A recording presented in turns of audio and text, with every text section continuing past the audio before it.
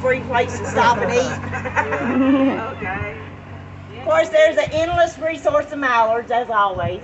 And that's actually, it's kind of weird. That is a huge flock of young females that flew in last week. Oh, and there's something been playing in that water like fish all day long.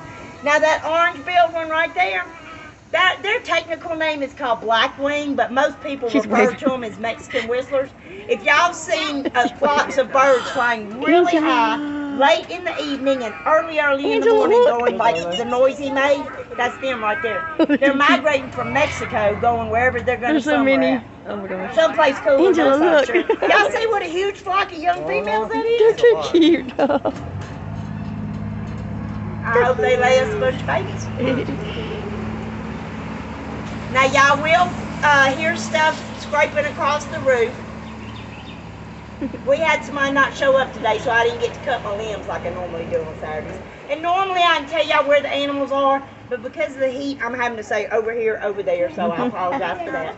Like, I don't know what these guys are doing up under this bridge. And I believe those are mouflon sheep. Now, Aldad sheep and mouflon sheep look so much alike. About the only difference you can tell is that the mouflon have a white. I think that's mouflon looking at their horns. They can jump as high as 5 feet from a standstill position. Dang. Normally, here.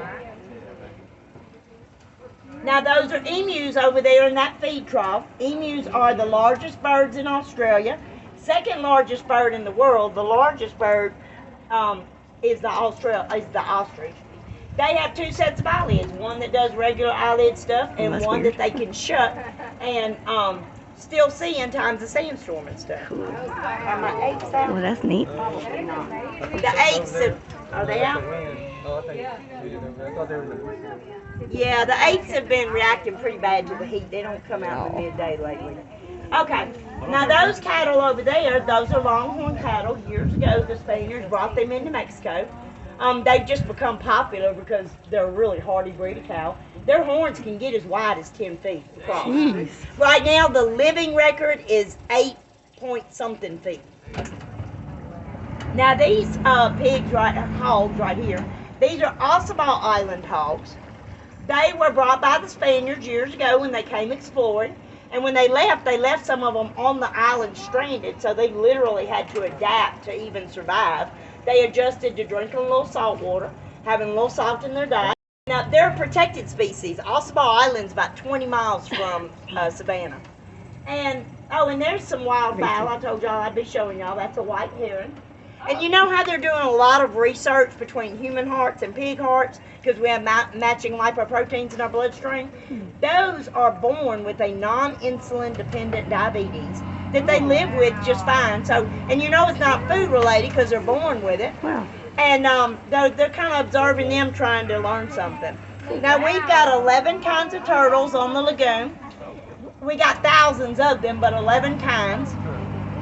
There's another wild bird that feeds on the lagoon. That's a gray heron standing up there. And he's either cooling himself or he caught something and he's got it in his neck. I think he's cooling himself. Now let's see who's out. The ostrich over here to the right.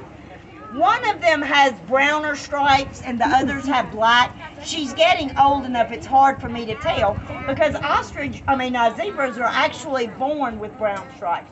Their stripes darken as they age and turn black. So she's getting old enough, it's hard for me to tell the difference. Now that's dromedary camel out there, that's Tut. Dromedary meaning one hump. That hump is a fat pocket. Times when he's in his natural environment, if he didn't have food, he could survive because his body would draw nutrition to survive off that fat hump. Cool. And they're the largest camel also. You can kind of see the female ostrich walking back against the fence. The female's gray and the male is black.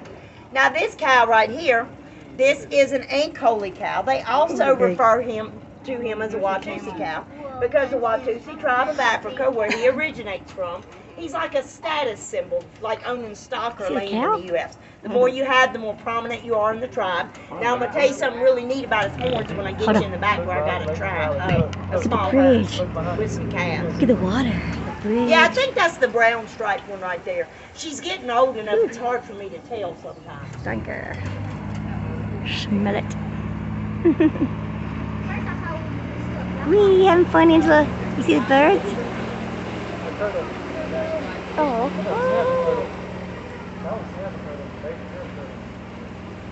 Now the thing about these birds, the pink feathers you see at the bottom of his wings, birds during breeding season, their colors and features get really, really intense. So they've gotten pinker.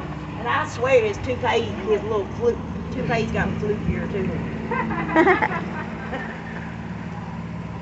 Now, these in front of us, these are nilgai antelope. Let me see where my mature male's at. There is a mature, oh honey, you gotta sit down.